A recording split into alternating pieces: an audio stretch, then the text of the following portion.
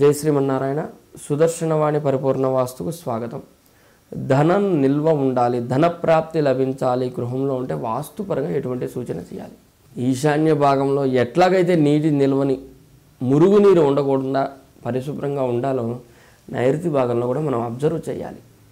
ఎందుకంటే ఇక్కడ మురుగునీరుని ఉంచకూడదు, అక్కడ అశుద్ధం వేయకూడదు. కొన్ని గృహాల్లో చూస్తూ ఉంటాం, నైరుతి భాగంలో బాత్రూమ్ పెట్టి ల్యాబరేటరీ ప్లేట్ అట్ట పెట్టగానే వాడికి మొదలైపోతుంది ప్రాబ్లం.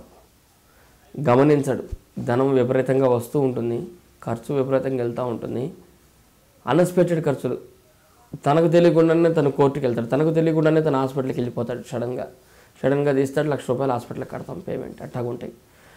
నైరుతి భాగంలో గనక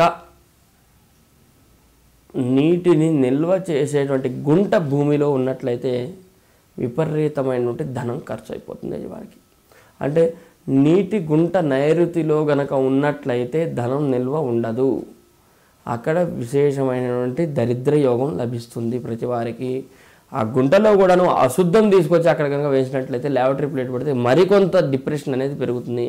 యజమాని చివరికి ఇంట్లో కూర్చొని ఉంటాడు, 1,00,000 సంపాదించేవాడు కూడా ఇంట్లో కూర్చుంటాడు, పాత లక్షలని తీసి ఖర్చు పెట్టేసి 10,000లోకి వచ్చేస్తుంది వ్యవహారం. ఎన్ని నెలలు, ఎన్ని రోజుల్లో? 3 నెలలు చాలు దీనికి మొత్తం. బాగా ఉన్నతంగా ఉన్నవాడి ఇంటికి వెళ్ళి నైరుతిలో గొయ్యి తీసి అక్కడ కాస్త ల్యాబరేటరీ ప్లేట్ పెట్టండి, ఎన్న చాలు వాడు పాపం. ఇబ్బంది కాదు, ఆ విధంగా చెప్పుకోలేనటువంటి ప్రాబ్లమ్స్ యజమానికి. తనకు సంబంధం లేకుండా తన ప్రాబ్లంలో ఇరుక్కుపోతూ ఉంటాడు.